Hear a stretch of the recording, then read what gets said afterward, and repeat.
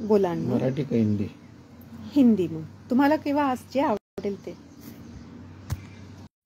सद्गुरू वामनराव पै नेहमी म्हणतात की माणसाला जर त्याचं अज्ञान नाहीसं करायचं असेल तर त्याला नेहमी का हा प्रश्न पडला पाहिजे.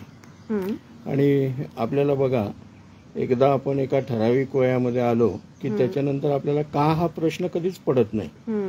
लहान मुलांना म्हणजे साधारणतः 10-12 वर्षापर्यंतची जी मुलं असतात त्यांना नेहमी निसर्गातल्या किंवा इतर कुठल्याही गोष्टी बघितल्यानंतर त्यांना का हा प्रश्न पडतो.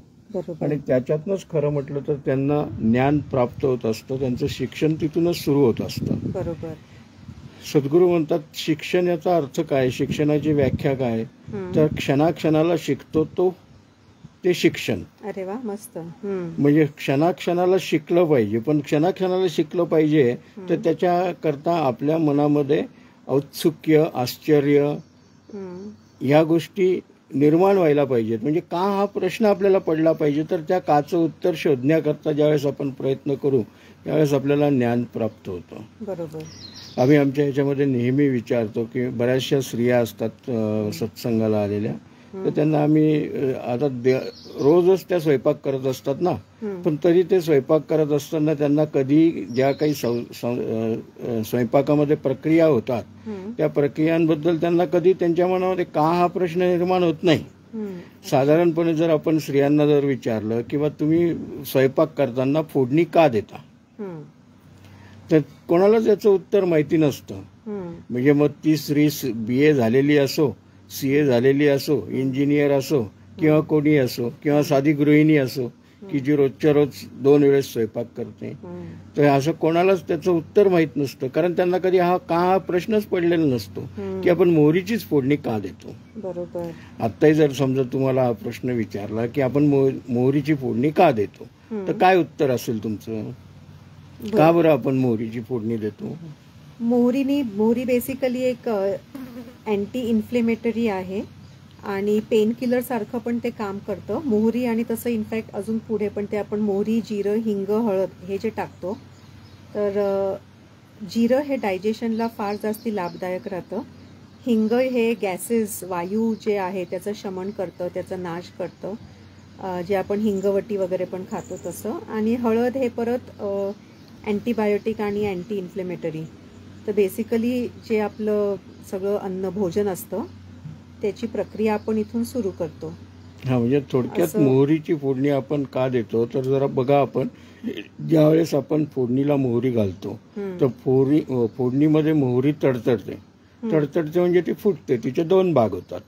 तिचे जर 2 भागाकडे तुम्ही निरीक्षण करून बघितलं तर काय लक्षात येईल? कोणता रंग असतो त्याचा? थोडा ब्लॅकिश ब्राउनिश नाही, आतला भाग जो असतो त्याचा पिवळा रंग असतो, येलोइश रंग असतो. तो येलोइश रंग कशामुळे प्राप्त झालाय मोहरीला? कवच फुटून आतलं जे आवरण जे आहे ना कवच मधलं तो टणक दाना तो कशामुळे? तर तो भाग जो असतो तो असतो सल्फर. अच्छा. आणि सल्फर हा तुम्ही म्हणता की मोहरी अँटी इन्फ्लेमेटरी आहे, पण त्याच्यापेक्षा जास्त अँटी बायोटिक म्हणजे अँटी बॅक्टेरियल आहे मोहरी. अँटीबॅक्टेरियल. त्याच्यामुळे तुम्ही ज्यावेळेस कुठल्याही पदार्थाला बनवताना त्याला आधी फोडणी देऊन त्याच्यामध्ये तो पदार्थ ज्यावेळेस टाकता त्यावेळेस त्या पदार्थामध्ये असलेले जे काही सूक्ष्म जीव जंतू असतात ते त्या मोहरीच्या फोडणीमुळे नाहीसे होतात आणि निर्जंतुक भाजी बनते. आणि म्हणून घातक कुठलाही हे तुमच्या शरीरामध्ये प्रवेश करत नाही भाजीद्वारे. त्याच्याकरता आपण फोडणी जी देतो ती मोहरीची देतो. पण आपलं भारतीय आहारशास्त्र हे इतकं प्रगत झालेलं होतं की एकच भाजी जर सकाळी करायची असेल तर तिला मोहरीची फोडणी द्यायची आणि तीच भाजी संध्याकाळी करायची असेल तर त्याला कसली फोडणी द्यायची? त्याला जिऱ्याची फोडणी द्यायची. त्याचं कारण काय होतं की जिरा हा डायजेशनसाठी रात्रीच्या वेळेस पचनशक्ती मंदावलेली असते, त्याच्यामुळे रात्री पचन लवकर व्हावं. आणि दुसरे जिऱ्यामध्ये सुद्धा अँटी इन्फ्लेमेटरी वगैरे गुणधर्म आहेतच. त्याच्यामुळे रात्रीच्या वेळेस पचनाला सोयीस्कर सुलभ व्हावं म्हणून जिऱ्याची फोडणी द्यायची. म्हणजे इतका विचार करून ज्या आपल्या ऋषीमुनींनी पूर्वजांनी एवढं सगळं आहारशास्त्र निर्माण केलं ते आपण सहजगत्या वापरतो. आपल्या मनामध्ये कधी असा का हा प्रश्न निर्माण होत नाही. आणि का हा प्रश्न निर्माण होत नाही त्याच्यामुळे नवीन शोध किंवा नवीन काही कल्पना यांचा उगम होत नाही. त्याच्यामुळे का हा प्रश्न निर्माण झाला पाहिजे. बरोबर. आता बघा की घरामध्ये काळी मुंगी येते. आपल्या घरामध्ये काळी मुंगी आली तर आपल्या घरामध्ये आपल्या मनामध्ये पहिला प्रश्न निर्माण व्हायला पाहिजे ना की का आली ही मुंगी, काळी मुंगी का आली. काळी मुंगी आली तर काय येते काळी मुंगी, काहीतरी सांडलेलं असतं तर ते ती उचलून जाते. इव्हन कधीतरी ते किडे मकोडे मेलेले राहतात काही, तर त्यांना पण ती घेऊन जाते. आणि सगळं बेसिकली जे नैसर्गिक बॅलन्स आहे तेच ते हे सगळ्याच प्राणी जे आहे, पशु पक्षी, ह्युमन सोडून, मानव सोडून, मला वाटतं जास्ती करून मानव, म्हणजे नॉट ऑल पण मानव सोडून बाकी सगळे पशु पक्षी प्राणी हे लोक संतुलन परत आणण्याचा प्रयत्न करत असतात. म्हणजे परमेश्वरांनी प्रत्येक प्राणीमात्राला निसर्गाचं संतुलन राखण्याचं, म्हणजे पर्यावरणाचं संतुलन राखण्याचं काम दिलेलं आहे. मग तुम्हाला सहज प्रश्न निर्माण होईल ना की काळी मुंगी असं काय पर्यावरणाचं संतुलन राखते. तुम्ही म्हटलात ते बरोबर आहे, घरामध्ये काहीतरी पडतं आणि मग ते खाण्याकरता येते. पण पडल्या ती येते का. पडल्या मुंग्या गोळा होत नाहीत. त्या दुसऱ्या किंवा तिसऱ्या दिवशी येतात. म्हणजे एखादा पदार्थ खाली पडतो, तो पदार्थ 7-8 तास तसाच राहिला की त्याच्यानंतर तिथे मुंगी येते. मग 7-8 तासानंतरच ती मुंगी का येते. तिचा वास पसरून तिच्यापर्यंत. आता प्रत्येक पदार्थ हा ज्यावेळेस वातावरणामध्ये राहतो त्यावेळेस त्या वातावरणाचा परिणाम म्हणून तो पदार्थ सडायला लागतो. आणि ज्यावेळेस तो पदार्थ सडायला लागतो त्यावेळेस त्याच्यातनं नायट्रोजनची निर्मिती होते. आणि नायट्रोजन हे एक प्रमुख कारण आहे की नायट्रोजनचं प्रमाण जर जास्त झालं हवेमध्ये तर तो पर्यावरणाचा एकम स्थानाचा दोष निर्माण होतो. म्हणजे तिथून पर्यावरणाच्या ऱ्हासाला सुरुवात होते. म्हणजे हवा दूषित होणं वगैरे ही सुरुवात होते. मग तो एकम स्थानाचा दोष म्हणजे अगदी थोडासा दोष निर्माण झालेले असतानाच त्याचा नाश करण्याकरता म्हणून निसर्गाने ही काळ्या मुंगीची योजना केलेली की ती काळी मुंगी येते, ते जो काही पदार्थ सडलेला असेल तो खाऊन नष्ट करते आणि ती निघून जाते. तो पदार्थ नष्ट झाला की ती तिथे थांबत नाही, तिचं काम संपलेलं असतं. पण आपण त्या काळ्या मुंगीला तिचं काम करण्या इतका वेळ देतो का. राईट. शहरी माणूस तर आता काय करतो तर तिच्यावरती DDT पावडर, केमिकल, फवारणी वगैरे सगळं स्प्रे करून तिलाही मारून टाकतो आणि त्याच्यामध्ये स्वतः पण मरतो. सॉर्ट ऑफ मरतो म्हणजे बेसिकली टॉक्सिन्स अजून जमा करतो शरीरात. म्हणजे ज्या कामाकरता ती काळी मुंगी आलेली असेल ते काम तिला आपण करू देत नाही. एक्झॅक्टली. काळ्या मुंगीला आपण विषारी पदार्थ टाकून घालवत नाही किंवा मारत नाही. याचं कारण बहुतेक सगळ्यांची अशी श्रद्धा आहे की काळी मुंगी ही लक्ष्मीचं वाहन असतं किंवा लक्ष्मी असते. त्याच्यामुळे आपण तिला हळदी कुंकू टाकतो. लाल मुंगी आली की मारतात. पण काळ्या मुंगी आली तर त्याला आपण हळदी कुंकू टाकतो.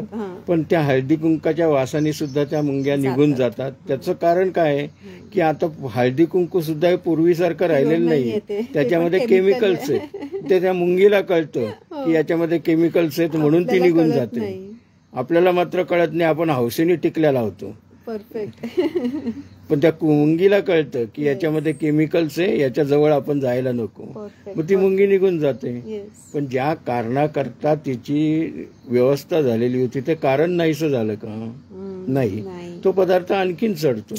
आणखीन चढल्यानंतर काय होतं की नायट्रोजनचं प्रमाण वाढतं. मग ते जे काम आहे ते काम काळ्या मुंगीच्या आवाक्याबाहेरचं असतं. बरोबर. कारण प्रत्येक काम करण्याकरताला प्रत्येक प्राणीमात्राला ठराविक कार्यक्षमता दिलेली आहे. मग त्याची ती क्षमता नसते ते काम करण्याची. मग तिथे दुसऱ्या कामगाराची नेमणूक होते. जसं बघा तुम्ही दिवाळीच्या वेळेस घर साफ करायचं असतं. तुमची नेहमीची जी घर काम करणारी बाई असते ती म्हणते बाई माझ्याच्याने नाही जमणार, तुम्ही तुमची दुसरी बाई बघा घर दिवाळीच्या कामं करता. नाही तर मला जास्त पैसे द्या, बरोबर. असं ती म्हणायला लागते. हो. म्हणजेच ते काम करण्याकरता आपल्याला दुसऱ्या कुठल्या तरी याची, कारण कामाचं स्वरूप वाढलेलं असतं. येस, जास्ती काम. तसंच हे निसर्गामध्ये ज्यावेळेस नायट्रोजनचं प्रमाण जास्त होतं त्यावेळेस ते काळ्या मुंगीच्या क्षमतेच्या बाहेरचं काम होतं आणि मग तिथे दुसऱ्या कामगाराची नेमणूक केली जाते, म्हणजे तुमच्या घरामध्ये लाल मुंगी येते. Yes, yes. ती पण sequence- आपण सगळेजण या परमेश्वराच्याही वरचे हुशार आहोत ना. परमेश्वराने जरी ही व्यवस्था केलेली असली तरी आपण मात्र त्याला काम करू देत नाही. लाल मुंगी आल्यानंतर तर लगेच सगळ्यांना त्याच्यावरती सांगते, हा टोमणा आहे बरं का अण्णांचा. लाल मुंगीवर तर आपण लगेच हिट मारतो, हो, काहीतरी त्याला कुठली तरी DDTची पावडर टाकतो, हो, नाही तर अगदी कुंचा घेऊन मारतो. हो.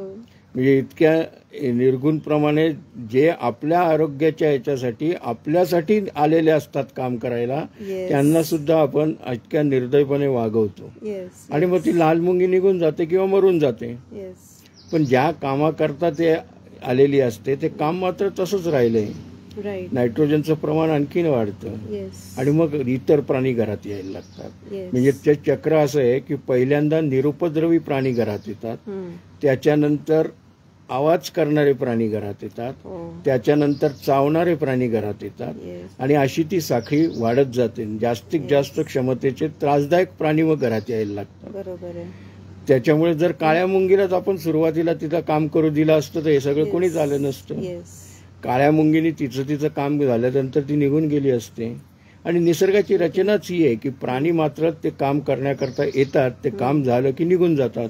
तुम्ही कधी ग्रामीण भागामध्ये जे असं मोकळं मैदान असतं ज्याला गायरान वगैरे म्हणतात त्या हो. ठिकाणी कधी गेलायत? हो. मग मग त्या गायरानामध्ये गेल्यानंतर तुम्हाला तिथे काय लक्षात येतं?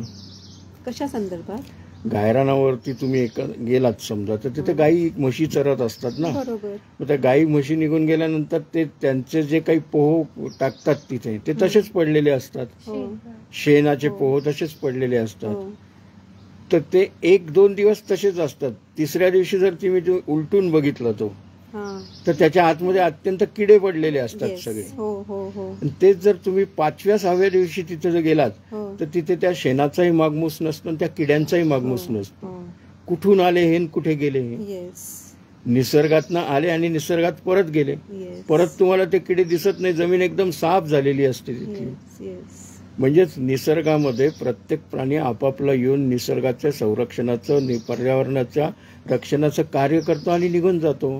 पूर्वीच्या काळी शहरामध्ये डुकरं दिसायची बघा, कारण हो ना. ओपन गटारी होत्या. हो. आज शहरामध्ये डुकरं दिसतात का? गाढव नाही. पण दिसायचे आधी. हं, पण आता ते प्राणी माणसातच दिसत गाढवे नाही. शिरलेत. कारण त्यांना आता ते गटार साफ करण्याचं कामच राहिलेलं नाही ना. हम्म. त्याच्यामुळे डुकरं येतच नाहीत शहरामध्ये. हो, खरंच ग्रामीण दिसत भागामध्ये नाही. किंवा शहराच्या बाहेर अजूनही दिसतात.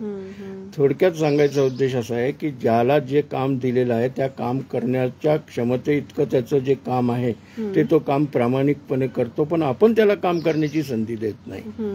जशी ही निसर्गामध्ये रचना आहे, व्यवस्था आहे, निसर्गाची ही व्यवस्था आहे की पर्यावरणाचं रक्षण करणं, ही निसर्गाने निसर्गाकरता निसर्गासाठी निसर्गाची व्यवस्था आहे. काय मस्त. बरोबर. परत सांगा हे. ही निसर्गाने निसर्गासाठी केलेली निसर्गाची निसर्गासाठीची व्यवस्था आहे. हो. ओके. आणि ती स्वयंचलित स्वयंनियंत्रित पद्धतशीर व्यवस्था आहे. येस. आणि ज्या ज्या ठिकाणी अशी स्वयंचलित स्वयंनियंत्रित पद्धतशीर व्यवस्था असते हो. त्या व्यवस्थेला सद्गुरू परमेश्वर म्हणतात. क्या बात आहे. मस्त. म्हणजे ज्या ज्या ठिकाणी ही व्यवस्था आहे त्या त्या ठिकाणी परमेश्वराचा वास आहे. आणि म्हणजेच परमेश्वरची जी व्याख्यान तुम्ही सांगितली ती हा, तो व्याख्यान एकदा सद्गुरू परत सांगा. सद्गुरू परमेश्वराची व्याख्याच अशी करतात की निसर्ग नियमासहित स्वयंचलित स्वयंनियंत्रित नैसर्गिक पद्धतशीर व्यवस्था म्हणजे परमेश्वर. क्या बात आहे. बढिया. तर बघा, सगळं जे काही विश्व चाललेलं आहे हे निसर्ग नियमांनी चाललेलं आहे. Yes, yes. निसर्ग नियमांवर आधारित आहे, स्वयंचलित आहे. आपल्याला काही करावं लागतं का? आपल्याला रोज सूर्यासाठी अलार्म लावावा लागतो का? नाही, स्वयंचलित आहे. याच्यात मला वाटतं अण्णा फक्त एकच, जिथे मानव येतो तर मानव सोडून बाकी सगळे जे पशुपक्षी आहेत हे स्वयंचलित आणि नैसर्गिक प्रकारे जगतात, अनलेस माणूस त्यांना जगू देत नाही. म्हणजे बांधून ठेवलं वगैरे, असं जसं आता आपण इथं बांधून ठेवलं असं एखाद्या प्राणीला तर तो स्वतःहून करू शकत नाही. जसं आता हे गुजरातमध्ये पण झालं होतं ना, भूकंप झालेला 26 जानेवारीला, तर जे मोकळे सोडलेले जनावर होते, पशु पक्षी जे कोणी होते, तेच त्यांना कळलं की भूकंप येणार आहे, ते निघून गेले. आणि ही जाणीव माणसाला नाही झाली, आणि ते बांधलेले पशु पक्षी होते त्यांना जाणीव होऊन सुद्धा ते बिचारे जाऊ नाही शकले, कारण ते बांधलेले होते. तर आपण जे म्हणतो की मानव खरं खूप इंटेलिजंट माणूस आहे आणि तो म्हणून इतके वेगळे वेगळे गोष्टी बनवतो आणि शोधतो वगैरे असं, पण ज्या बेसिक गोष्टी आहेत ते तर मानवालाच कळत नाही आणि तेच पशु पक्षीला ॲक्च्युली कळतात. म्हणजे खरं बुद्धिमान कोण आहे आणि इंटेलिजंट कोण आहे, आणि इंटेलिजंट कोणाला म्हणावं हा पण एक प्रश्न पडतो की जो रॉबोट बनवतो आणि AI वापरतो तो इंटेलिजंट आहे, की जो निसर्गाशी जुडलेला राहतो आणि त्याला नैसर्गिक गोष्टी कळतात, निसर्गाच्या नियमामध्ये ज्या गोष्टी जो करू शकतो. जसं एक तो सिरियल पण होतं ना की नाव नाही आठवते, पण तो वाईल्डमध्ये, जंगलमध्ये फक्त एक सुरी घेऊन जायचं आणि जगायचं, the man in the wild असं काहीतरी होतं. तर असं कम्पेअर केलं तर शहरी माणूस जगायला त्याला त्रास होईल, अवघड जाईल, पण तोच एखादा शेतातला शेतकरी असेल किंवा आदिवासी असेल तो सहज जगू शकेल तिथे, कारण त्याला ती सवय आहे असं. किंवा तो जो नाव मधले नाही का ती गोष्ट होती आपल्या उपनिषद मधलीच, की होडीमध्ये एक तो पंडित आहे, तर तो त्या माणसाला सांगतो जो होडी चालवत असतो की अरे तुला भगवद्गीता येते का, तुला सायन्स फिजिक्स मॅथ्स जे काही हे सगळं येतं का. तो म्हणतो नाही नाही नाही. म्हणे अरे तुझं तर अर्ध आयुष्य बर्बाद झालं. आणि मग नंतर त्यांना कळतं की अरे त्या होडीमध्ये खड्डा झालाय, ते बुडणार आहे सगळे. मग तो विचारतो त्या पंडितला तुम्हाला पोहता येते का, तर तो म्हटलं नाही. मग तो म्हणतो तुमचं तर पूर्णच आयुष्य बर्बाद झालंय. हो. सो असं जे प्रकार आहे जे माणसाला फार उशिरा कळतं की अरे त्याचं तर सगळंच असं आयुष्य बर्बाद होण्याच्या मार्गावर आहे. आत्ता ही जी परिस्थिती आहे ज्याच्यात हा पावसाळा पण ग्रीष्म ऋतूमध्ये येतोय, जेव्हा आता वैशाख महिना पण नाही संपला आहे, मे महिना पण नाही संपला आणि 15-20 दिवस आधीच पावसाळा सुरू झाला आहे. शेतकऱ्यांचे खूप हाल पण झाले आहेत, त्यांच्या पीक पाणीचे वगैरे. हे सगळं माणसानी जे केलेलं आहे निसर्गामध्ये, स्वतःचं डिस्रप्शन म्हणता येईल, निसर्गामध्ये डिस्रप्शन केलंय. तर याच्याबद्दल तुमचं काय म्हणणं आहे? मुळात प्रश्न असा आहे की पहिला तुमचा जो प्रश्न होता की खरोखर बुद्धिमान कोणाला म्हणायचं. सद्गुरू म्हणतात की परमेश्वराने प्रत्येक प्राण्याला बुद्धी दिलेलीच आहे, पण सद्गुरूंनी जी विश्व प्रार्थना तयार केलेली आहे त्या विश्व प्रार्थनेतलं पहिलं वाक्य असं आहे की हे ईश्वरा सर्वांना चांगली बुद्धी दे. सर्वांना बुद्धी दे असं सद्गुरूंनी नाही म्हटलेलं आहे, चांगली बुद्धी दे असं म्हटलेलं. म्हणजे बुद्धी प्रत्येकाला आहे. आता इथे आपण जेवढे लोक आहोत का चांगली बुद्धी म्हणजे सद्बुद्धी का, नाही आपण त्याचं करू, पण बुद्धी जी आहे प्रत्येकाला आहे. इथे एक तरी माणूस मला दाखवा बरं असं की जो म्हणेल की मला बुद्धी नाही. आहे का इथे असं कोणी माणूस? यदा कदाचित एखादा माणूस चुकून माकून हात वरती करेल की मला बुद्धी नाही म्हणून, पण मला बुद्धी नाही हे सांगण्या इतपत तरी तिला बुद्धी आहे की नाही. म्हणजे बुद्धी प्रत्येकाला आहे. मग बुद्धी प्रत्येकाला आहे, तर मग चांगली बुद्धी आणि वाईट बुद्धी म्हणजे काय? सद्गुरूंनी चांगली बुद्धी का म्हटलं? चांगली बुद्धी म्हणजे बुद्धी चांगली किंवा वाईट नसते, त्या बुद्धीचा वापर ज्या कारणाकरता तुम्ही करता त्याच्यावरती ते अवलंबून असतं ती बुद्धी चांगली का वाईट. तंत्रज्ञानामध्ये प्रगत झाला माणूस, त्या तंत्रज्ञानाचा उपयोग त्यांनी समाजाच्या हितासाठी केला तर ती चांगली बुद्धी झाली.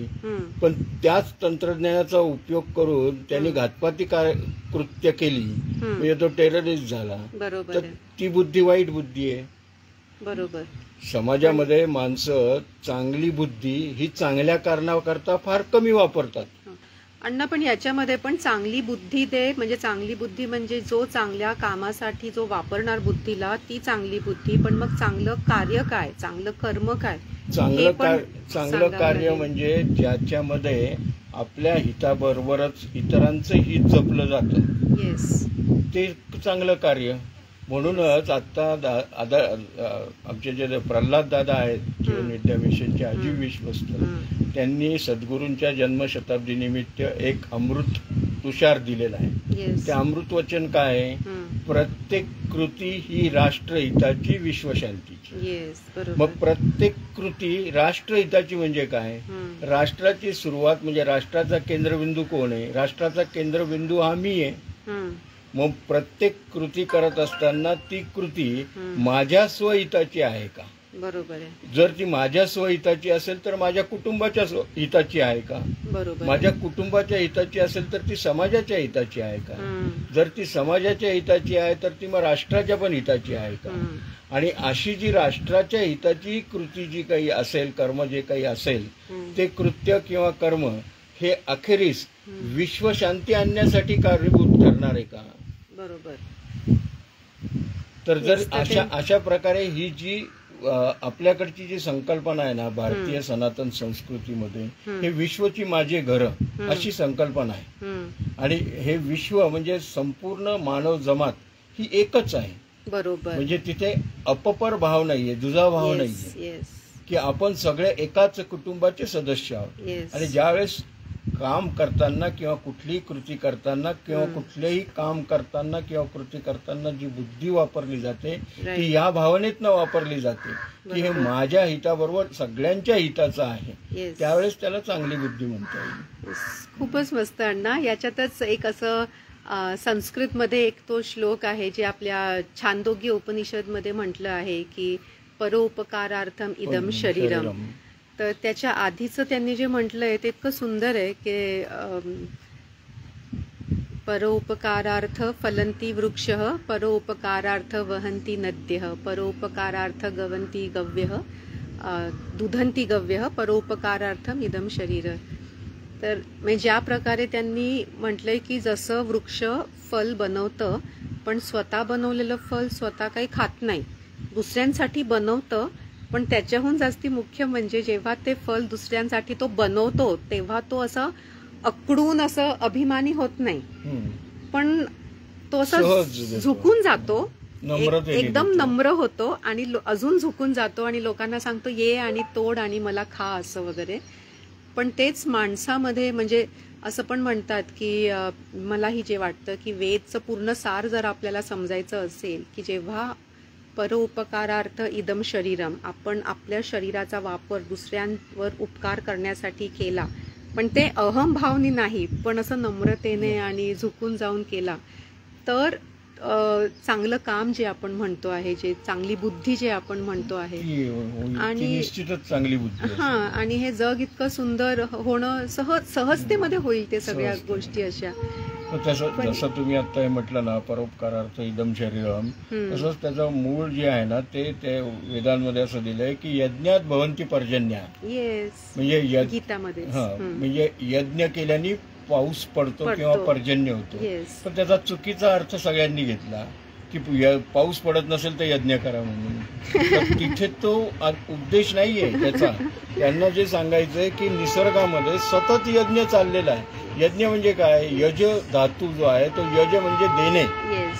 मग देण्याची प्रक्रिया ही निसर्गात सतत चाललेली आहे. सूर्य उष्णता देतो, प्रकाश देतो, त्या नद्या प्रवाहित होऊन त्याला पाणी जे येतं त्या पाणी सूर्याच्या उष्णतेला नद्या पाणी देतात, त्याची वाफ होते. ती वाफ होऊन ते आकाशामध्ये ढग तयार होतात, ते ढग परत पाऊस पाडतात. म्हणजे हा यज्ञ सतत चालू आहे. म्हणजे ते पूर्ण चक्र आहे. तर ती जे त्याला खरं म्हटलं तर यज्ञ म्हटलेलं आहे. म्हणजे देण्याची जी प्रक्रिया आहे त्याला यज्ञ म्हटलेलं आहे. तशी देण्याची प्रक्रिया ही आपल्याकडनं झाली पाहिजे. मग आपल्याला देता काय येतं?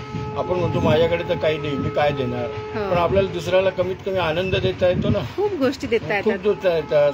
साधं चांगला हसता येऊ शकतं, एक स्माइल देता येते सुद्धा. पण असं आणि म्हणजेच काय की याच्यामध्ये तुमचा सगळ्या गोष्टींच्या प्रति कृतज्ञता भाव असला पाहिजे.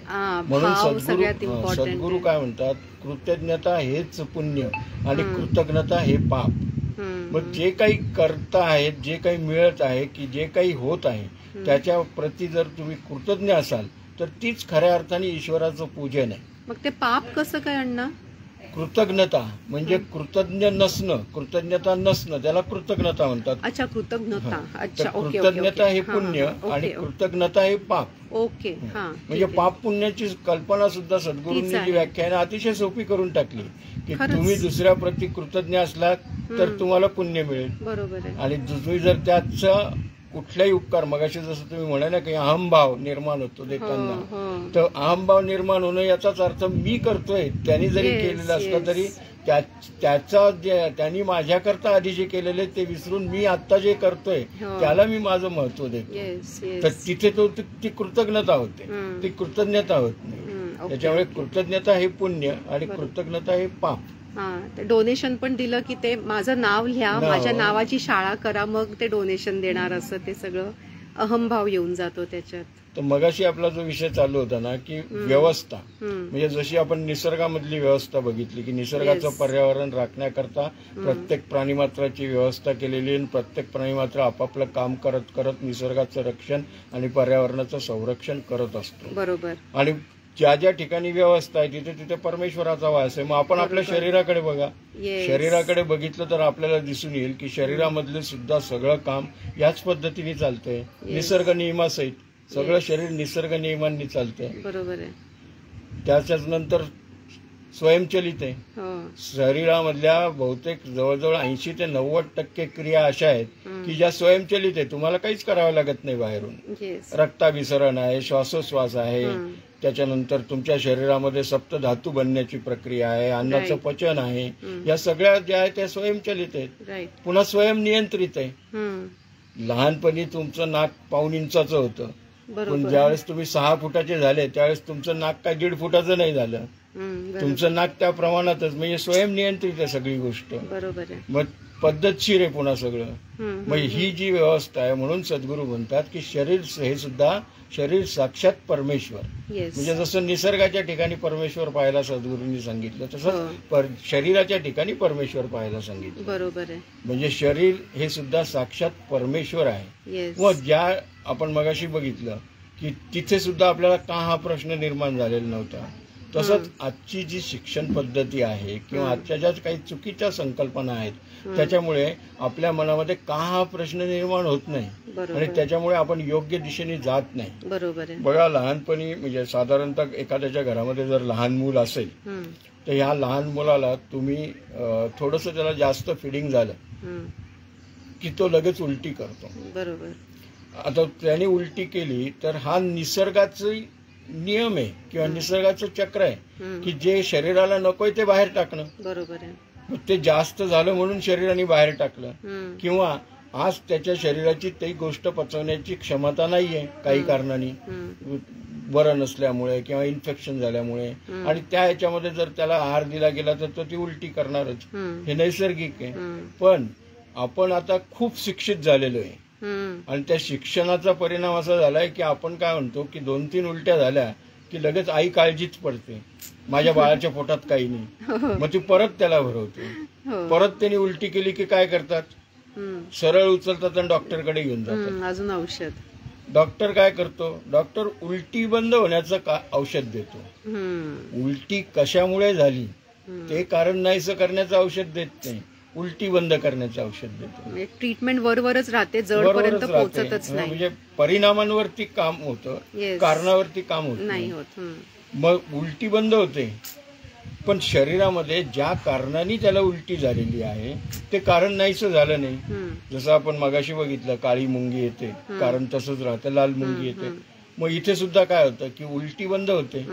उलटी बंद झाल्या झाल्या शरीर म्हणतं की माझ्या शरीरामध्ये, माझ्या आतमध्ये जी काही घाण आहे ती घाण बाहेर टाकण्याचा हा राजरोस मार्ग होता, उलटी करणं हा, पण तो तुम्ही बंद केला. मग माझ्याकडे दुसरा मार्ग आहे. मग त्या मुलाला जुलाब सुरू होतात. बरोबर. मग जुलाब सुरू झाले की परत आमचं डोकं जे आहे, बुद्धी आमची विकृत बुद्धी, ती चालायला लागते. आम्ही म्हणतो की अरे चला डॉक्टरांकडे. डॉक्टर जुलाब बंद करायचं औषध देतात. जुलाब बंद करायचं औषध दिलं तरी शरीर म्हणतं की अरे बाबा रे, हे बाहेर टाकायचंय मला, तू तुझे 2 मार्ग जे होते ते बंद करून टाकले, पण काही काळजी करू नको, माझ्याकडे 3रा मार्ग आहे. मग ते शरीर काय करतं, शरीर त्या घाणीचं रूपांतर कफात करतं आणि मुलाला सर्दी पडसं व्हायला सुरुवात होते.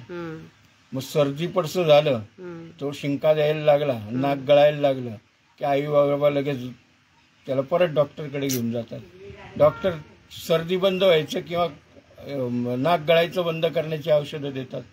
पण ज्या कारणाने हे झालंय ते कारण तसंच आहे. कारण ट्रीटच करत नाही.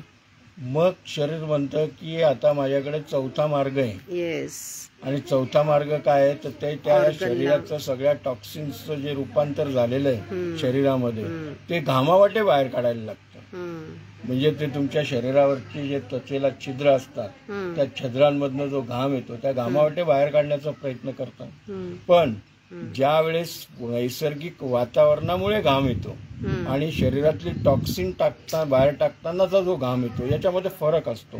नैसर्गिक वातावरणामुळे घाम येतो त्यांनी तुम्हाला इचिंग होत नाही. पण ज्यावेळेस टॉक्सिन्स बाहेर टाकले जातात त्यावेळेस ते मुलगा करा करा करा करा हातपाय खाजवायला लागतं, त्याला वास पण येतो. आणि मग आई बापांना वाटतं अरे माझ्या मुलाला खरूज बिरूज तर नाही झाली, लगेच डॉक्टरांकडे घेऊन जातात. डॉक्टर काय करतात, डॉक्टर त्या त्वचेवरचे रंध्र बंद करण्याचा मलम देतात. अरे देवा. म्हणजे तोही मार्ग बंद झाला. मग तो मार्ग बंद झाल्यानंतर शरीर म्हणतं बाबा रे थकलो आता, तुझ्या पुढे हात जोडले. पण तरी सुद्धा शरीराची क्षमता एवढी जास्त असते की शरीर म्हणतं की अजून माझ्याकडे एक मार्ग शिल्लक आहे. तो मार्ग करतो नाही, तो मार्ग म्हणजे मला ही घाण आतल्या आत जाळायची. मग त्या मुलाला ताप यायला लागतो. मग शरीर काय करतं, टेम्परेचर वाढवतं. टेम्परेचर वाढवून घाण जळली का बघतं. नॉर्मली तुमचं जे सामान्यतः तापमान असतं शरीराचं ते किती असतं, 97 डिग्री असतं. आता 97-97च्या वरती 1 डिग्री ते आधी वाढवतं, म्हणजे 98-99 पर्यंत करतं. त्या ठिकाणी घाण जळली का बघतं शरीर. म्हणजे बघा किती पद्धतशीर व्यवस्था आहे शरीरामध्ये आणि किती स्वयंचलित आहे की ते चेक करतं की घाण जळाली आहे का नाही, आणखीन 1 डिग्री टेम्परेचर वाढवतं, नाही आणखीन 1 डिग्रीने, म्हणजे 101-102 पर्यंत ते टेम्परेचर नेतं. आता हे नेलेलं टेम्परेचर जे आहे ना ते का नेलेलं आहे तर त्या शरीरातल्या अंतर्गत निर्माण झालेली घाण जी त्रासदायक आहे ती बाहेर जाण्याचे सगळे राजरोस मार्ग बंद झालेले असल्यामुळे ती आतल्या आत जाळायची, ज्याला आयुर्वेदमध्ये ते आम पण म्हणतात टॉक्झिन. तर मग आता पण काय होतं, एवढा वेळ शरीराला कार्य करायला देतच नाही ना.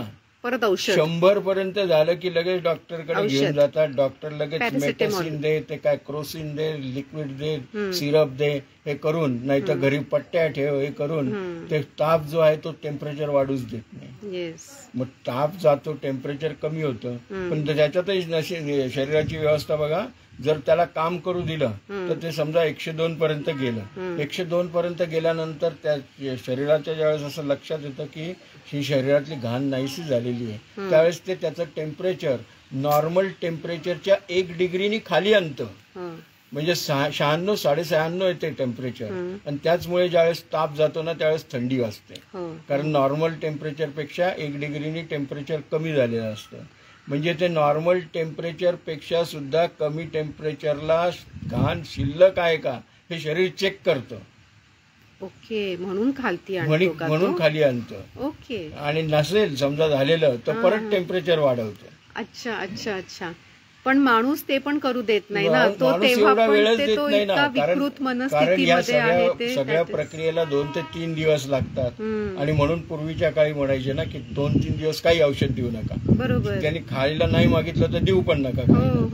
पण आपल्याकडे आपण आता खूप शिक्षित झालेलो आहे ना, पुस्तकी ज्ञान खूप झालेलं आहे. हा टोमणा बरं का. आणि त्यातूनही काय होतं की आजकाल पहिले जे होते ना साथीचे रोग होते, आत्ताचे जे रोग आहेत ना हे विषाणूंपासून जास्त प्रमाणात, म्हणजे व्हायरल इन्फेक्शन्स किंवा व्हायरल डिसिजेस जास्त व्हायला लागले.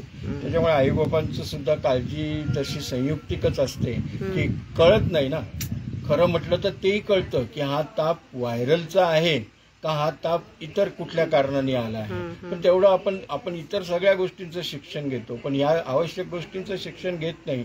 अतिशय सोपी पद्धत आहे की हे व्हायरलचा ताप आहे का हा साध्या काही शरीरांतर्गत नादुरुस्ती झालेली आहे त्याच्यामुळे ताप आहे. काय पद्धत आहे अण्णा? ती फार मोठी आहे, म्हणजे ती एका ह्याच्यात होणार नाही. पुढच्या वेळेस बघू. पण सोपी अशा पद्धती आहेत, त्या जर आपण अवलंबल्या ना तर आपल्याला कळतं. खरं शिक्षण मला वाटतं की आपल्या शाळेमध्ये जे शिकवतात त्याच्यापेक्षा हे जर शिकवलं ना मिळायलाच पाहिजे आणि त्याचा लाभ होईल मग सगळ्यांना. कारण नाहीतर म्हणूनच लोक स्वतःच्या पायावर कुल्हाडी मारतायत अशी परिस्थिती आता झाली आहे. मग जसं तिथे होतं ना की ताप चं काम आपण त्याला करू देत नाही आणि मग काय होतं की ताप घालवतात डॉक्टरांच्या औषधांनी आपण, पण ज्या कारणाने हे सगळं निर्माण झालेलं होतं ते कारण तर तसंच राहिलंय. मग शरीर म्हणतं की बाबा रे, आता हे सगळे राजरोस मार्ग जे होते ना माझ्याकडचे ते तू सगळे माझे बंद करून टाकलेस. आता माझ्याकडे एकच मार्ग आहे की हा जो काही शरीरामध्ये आगंतुक आलेला पावडा आहे ना, याला सुखासमाधानाने राहण्याकरता काहीतरी जागा निर्माण करून देणे. आणि मग शरीर त्याला एक जागा निर्माण करून देते, त्याला आपण ट्युमर म्हणतो. बरोबर. किंवा कोणतंही जे आजार आहे, सगळे मोठे आजारांचा जो बेस आहे तो हेच आहे जे आयुर्वेदमध्येही म्हणतात की जे आम आहे, टॉक्झिन आहे, ते शरीरामध्ये जमा होतो आणि जिथे जमा होतो त्या गोष्टीचा रोग होतो. आणि सगळे जे आजार आहे हे जसं तुम्ही ते आता याची परिभाषा केली नियंत्रित, तर माणूस या सगळ्या आजारांना बनवतो, स्वतःच बनवतो. कारण तो जे खातो, ज्या प्रकारे खातो, म्हणजे आता फॉर एक्झाम्पल ॲल्युमिनियम मध्ये खाणं, भूक न लागलेलं असताना खाणं, हे सगळ्याची खाण्याची पद्धती असतात. तर तेच तुमच्या शरीरमध्ये टॉक्झिन क्रिएट करतं. काय की आपण योग्य वेळी याला प्रतिबंध करू शकतो ना. म्हणजे बघा, आता तुम्ही जर सगळं जर बघितलं ना की तो ट्युमर झाला म्हणजे आपण त्याला म्हणतो कॅन्सर झाला, म्हणजे तो शेवटी असाध्यावरती येतो. मग तुम्हाला सुरुवात कशी होते बघा याची. पहिल्यांदा सगळ्यांना तीव्र रोग होतात, म्हणजे जुलाब, उलटी, याला तीव्र रोग म्हटलेले आहेत, किंवा सर्दी पडसं, हे तीव्र रोग आहेत. आणि हे लक्षात घ्या की हे तीव्र रोग हे फक्त निरोगी माणसांनाच होतात. म्हणजे उलटी, जुलाब आणि सर्दी पडसं हे निरोगी माणसांना होतात. जसं वय वाढत जातं आणि आपण या औषधांच्या आहारी जातो तसं बघा आपल्याला हे प्रकार कमी होतात. आपल्याला उलटी येण्याचं बंद होतं. जी लहान मुलांना नैसर्गिकरित्या सहज यायची ना, तशा उलट्या आपल्याला होत नाहीत. आता हात ऑर्गन्स काम करणं बंद करतात. म्हणजे आधी तीव्र रोग होतात, कॅन्सर किंवा इव्हन जसे गुडघ्याचे त्रास, पाठीचे त्रास. हो ना, म्हणजे आधी तीव्र रोग होतात, मग असाध्य रोग होतात. हा बरोबर. असाध्याचे आधी दीर्घ रोग, तीव्र रोग, त्याच्यानंतर दीर्घ रोग होतात आणि दीर्घ रोगानंतर असाध्य रोग होतात. पण निसर्गाची आणि शरीराची अशी व्यवस्था आहे की ज्या क्रमाने हे रोग सुरू झाले ना त्याच क्रमाने तुम्ही उलटे येऊ शकता. बरोबर आहे. म्हणजे असाध्य रोगावरनं पहिले तुम्ही दीर्घ रोगावरती येऊ शकता आणि दीर्घ रोगावरनं तुम्ही तीव्र रोगावरती येऊ शकता. आणि तुमचं शरीर हे परत तुम्ही पहिल्यासारखं स्वच्छ आणि चांगलं करू शकता, निरोगी करू शकता. पण त्याच्यासाठी खूप मोठ्या तपश्चर्याची, ज्ञानाची आणि जिद्दीची आवश्यकता असते. आता हे करायचं, खरं ज्ञानाची गरज असते ते. आणि आता हे करायचं का नाही करायचं हे कोणावर अवलंबून असतं? आपल्यावरच अवलंबून असतं. म्हणून सद्गुरू म्हणतात तूच आहेस तुझ्या जीवनाचा शिल्पकार. क्या बात आहे, मस्त. हे एकदमच तूच आहे तुझ्या जीवनाचा शिल्पकार. वरतूनच घेतलंय. घ्या. आणि हेच जे प्रक्रिया आहे की जे आपण निसर्गोपचार नॅचरोपॅथीमध्ये म्हणतो किंवा ॲलोपॅथीमध्ये म्हणतो, तर या सगळ्या ठिकाणी जडवरती इलाज होत असतं. आणि तेच आपण मी ॲलोपॅथ म्हटले का, आयुर्वेद आणि नॅचरोपॅथीमध्ये जडवरती इलाज असतं. ते आम जे आहे, टॉक्झिन आहे, ते शरीरातनं बाहेर काढण्याचा एक प्रयास असतो, इव्हन होमिओपॅथीमध्ये किंवा नैसर्गिक उपचार. पण ॲलोपॅथीमध्ये जडवरती काम होत नाही. म्हणून एक सगळ्यांसाठी कन्सर्न असल्यामुळे असा एक आम्ही सगळे सांगू इच्छितो ह्या गोष्टी की जड जे आहे ते जास्ती महत्त्वाचं आहे.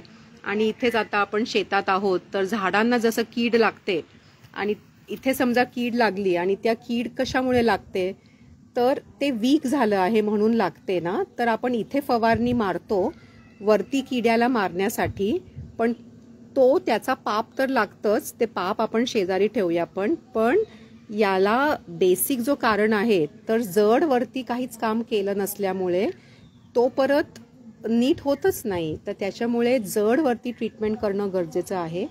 आणि ते जडांवरती मुळांवरती आपण जेव्हा काम करतो, तर तेच तसंच आपल्या शरीरामध्ये आपण मुळांवरती जर काम केलं, जडावर काम केलं, मराठीत काय जडच मूळ काय म्हणतो, स्थूलावरती